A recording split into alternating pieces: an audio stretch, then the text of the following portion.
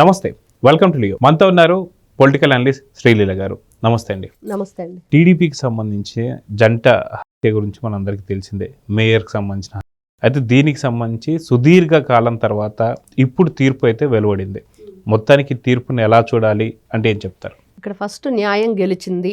ఆ కుటుంబ సభ్యులు ఎవరైతే ఉన్నారో వాళ్ళందరూ కూడా ఆనందం వ్యక్తపరిచారు. ఎందుకంటే చాలా కిరాతకమైన దారుణమైన హత్య, అంటే ఇద్దరిని, వైఫ్ అండ్ హస్బెండ్ ఇద్దరిని కూడా చంపటం. మరి ఎవరైతే కర్ణాటక నుంచి మనుషులను పిలిపించడం, మరి ఈ 5గురు ఈ రోజున ఎవరికైతే ఉరిశిక్ష పడుతుందో వాళ్ళు అదే ఆఫీసులో ఉన్నారు మర్డర్ చేసేటప్పుడు, ఈ 5గురు కూడా. ఇంకా అంతకంటే దారుణం ఏంటంటే దాంట్లో ఈ 5గురులో ఒకరైన చింటూ, ఆ అబ్బాయి ఈ మేయర్కి సొంత మేనలుడు అవటం, వాళ్ళ ఇంట్లోనే ఉంటూ, అంటే తిన్నింటి వాసాలు లెక్క పెట్టాడు, అన్నం పెట్టిన చేతిని నరికేశాడు అన్నదానికి ఈయన సాక్ష్యంగా నిలబడ్డాడు అక్కడ. ఇంత దారుణంగా ప్రవర్తించింది. ఇక్కడ ఏంటంటే అండి, ఫస్ట్ కులాలు అని జగన్మోహన్ రెడ్డి గారు ప్రతిసారి కుల వివాదాలు తెస్తూ ఉంటారు కదా. ఇదిగో పలానా సామాజిక వర్గానికి చెందిన వ్యక్తిని ఇంకొక సామాజిక వర్గానికి చెందిన వ్యక్తి చంపేశాడనో ఉరిశిక్ష వేశాడనో రకరకాలు చెప్తుంటారు. మరి ఇప్పుడు ఇద్దరు సామాజిక వర్గాలు ఒకటే కదా, మరి ఈ రోజున చింటూకి ఉరిశిక్ష పడుతుంది అంటే మరి జగన్మోహన్ రెడ్డి గారు ఏ విధంగా రియాక్ట్ అవుతారు, అది కూడా చూడాలి. అయితే నిన్నగాక మొన్న మనం చూసుకుంటే ఒక మహిళ, కాపు సమాజానికి సంబంధించినటువంటి ఒక మహిళ, తను ఏదో వేరే వ్యక్తిగత కారణాల వల్ల చనిపోతుంటే దాన్ని కూడా రాజకీయం చేయబోయాడు జగన్మోహన్ రెడ్డి. కానీ దాని తర్వాత వాళ్ళ కుటుంబ సభ్యులు బయటకు వచ్చి లేదు ఇది ఎటువంటి రాజకీయానికి సంబంధం లేదు అని చెప్పేసి అన్న తర్వాత మళ్ళీ చీ కొట్టుకున్నారు. సాక్షికి సంబంధించిన పత్రిక కావచ్చు, ఛానల్ కావచ్చు. అదేవిధంగా చూసుకుంటే బస్సుకు సంబంధించిన దాన్ని కూడా ఏదో ఒక విధంగా ఇది కూటమికి సంబంధించిన వైఫల్యం అన్నట్టు తీసుకొచ్చారు. సో దీన్ని ఎలా చూడాలంటారు? ఇక్కడ ఒకటేనండి, ఈ రోజున ఈ హత్యలో తను ఎవరైతే నిందితుడు ఉన్నాడో చింటూ, అతను టీడీపీ సంబంధించి తెలుగు యువ అధ్యక్షుడుగానో ఏదో ప్రజెంట్ అతనికి పోస్ట్ ఉంది. మరి నారా చంద్రబాబు నాయుడు గారు తెలుగుదేశం పార్టీ జాతీయ అధ్యక్షుడు, ఆయన ముఖ్యమంత్రిగా ఉన్నాడు ఈ రోజున. మరి ఆయన్ని కాపాడే ప్రయత్నం చేశాడా? తమ్ముడు తనవాడైనా ధర్మం చెప్పండి. మరి ఎవరైనా అంటే పేకాటే తమ్ముడు తమ్ముడే అన్నట్లుగా మరి వీళ్ళు ఈ రోజున ఎంత గౌరవంగా, నీతిగా, నిజాయితీగా మనం చాలా సందర్భాల్లో కూడా చూసాం. చేబ్రోలు కిరణ్ విషయంలో కానివ్వండి, మొన్న ఏదైతే ఈ ములకల్ చెరువు మద్యం కేసులో జయచంద్రారెడ్డి కానివ్వండి, వెంటనే వాళ్ళని సస్పెండ్ చేయటం పార్టీ నుండి. మరి ఈ రోజున చింటూ విషయం కూడా అదే నిన్న మొన్న తునిలో నారాయణరావు ఎవరైతే ఉన్నారో ఒక వృద్ధుడు మున్సిపల్ అని చెప్పేసి ఆయనే చంద్రబాబు నాయుడు గారు వస్తే ధర్మాన్ని పాటిస్తారనే భయంతోనే ఆయన ఆత్మహత్య చేసుకోవడం, చెరువులో పడి చనిపోయాడు పోలీసులు కస్టడీలోంచి వెళ్ళి.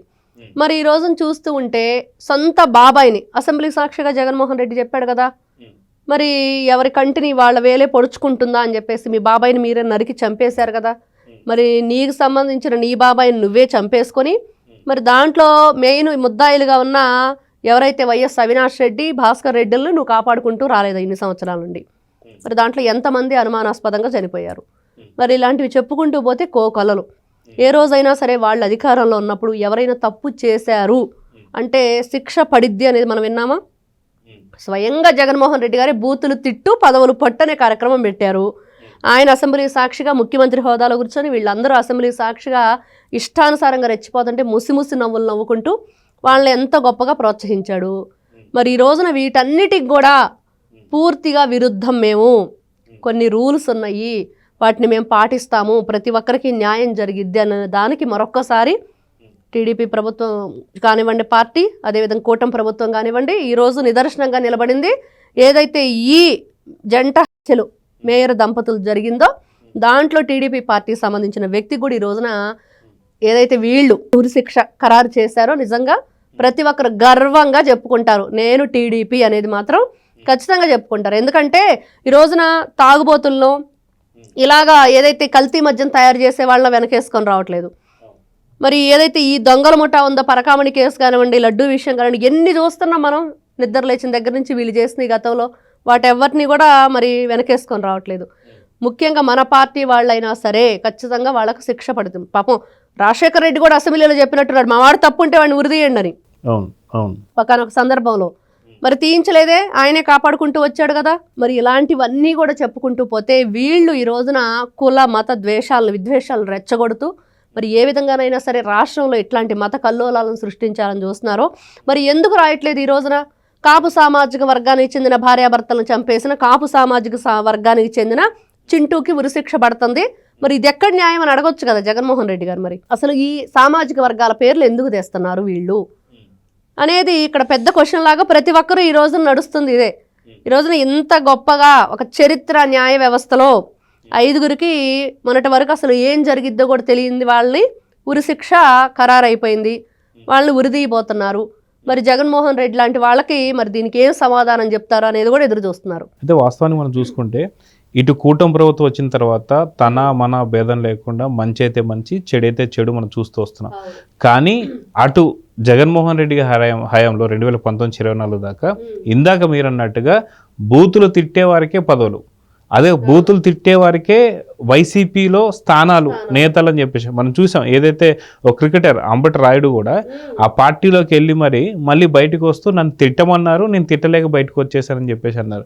అదే పార్టీకి సంబంధించినట్టు వాసిరెడ్డి పద్మ గారు ఒక ఉమెన్కి సంబంధించినట్టు మహిళా కమిషన్ చైర్మన్గా ఉంటూ బయటికి వచ్చి జగన్మోహన్ రెడ్డి ఖచ్చితంగా మహిళల పట్ల విశ్వసనీయత లేదు అని చెప్పేసింది. సో ఇంటి పక్కన జరిగినటువంటి ఒక దళిత మహిళ పైన జరిగినటువంటి రేపుకి కూడా తను స్పందించలేదు, మనకేంటి లాభం అని చెప్పేసి అంటున్నాడు. నిజంగా ఒక కులాలు అంటే జగన్మోహన్ రెడ్డి చెప్పాడు కులం చూడం మతం చూడం అని చెప్పేసి. సో దానికి అర్థం ఉందా లేదంటే ఏం చెప్తారు? కులం చూడం మతం చూడం అంటే ఇదే అర్థం చేసుకోవాలి మనం. ఏదైనా సరే మేము రాజకీయం చేసుకుంటాం, ఎవరు కూడా మాకు అతీతులు కాదు, ఎవరిని కూడా వదిలిపెట్టాం.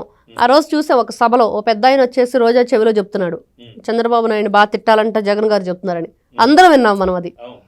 మరి ఇంతకంటే ఇంకా నిస్సిగ్గుగా వాళ్ళంతా దిగజారిపోయి కులం చూడడం మతం చూడడం ప్రాంతం చూడడం, మాకు ఒకటే ధ్యేయం బూతులు తిట్టడం, వివిధ రకాలుగా ఎవరి చేతనే డబ్బులు ఇచ్చి తిట్టించటం, ఇదే పనిగా పెట్టుకున్న వీళ్ళకి ఇంకా కులం చూడడం మతం చూడడం మనకి ఏం చెప్తారు? ఆ డైలాగులు మనం ఏ విధంగా అర్థం చేసుకోవాలంటే వాళ్ళు చెప్తున్నది కరెక్టేను, అది ఏ విధంగా ముందుకు తీసుకెళ్తున్నారు అనేది మనకు తెలుసుకోవటం కొంచెం లేట్ అయిద్దేమో. కానీ జగన్మోహన్ రెడ్డి చెప్పే ప్రతి మాట మాత్రం వాస్తవం. ఏ విషయంలోనైనా మడని తిప్పం, మాట తప్పం, ఎవరికి కూడా ఎటువంటి అన్యాయం చేయమంటే ఎవరికి అన్యాయం చేయడం అంటున్నాడు అనేది కూడా అర్థం చేసుకోవాలి. అంటే దీనికి మినిమం డిగ్రీ ఉంటే కానీ అర్థం కాదని ఒక డైలాగ్ ఉండిద్ది. అలాగే జగన్మోహన్ రెడ్డి గారు డేటాకి మైండ్ అప్లై చేస్తే అని ఒక ఏదైతే మంచి మనకి పరిచయం చేశాడు నిర్వచనాన్ని, ఖచ్చితంగా ఇవన్నీ అర్థం చేసుకోవాలంటే 10th క్లాస్లో ఫస్ట్ క్లాస్ స్టూడెంట్గా ఉండాలి, ఇంటర్లో ఫస్ట్ క్లాస్ స్టూడెంట్గా ఉండాలి, డిగ్రీలో కూడా ఫస్ట్ క్లాస్ స్టూడెంట్గా ఉంటేనే మనకి ఇవన్నీ కూడా అర్థమవుతాయి అనేది జగన్మోహన్ రెడ్డి గారు అర్థమయ్యేటట్టు చెప్పారు.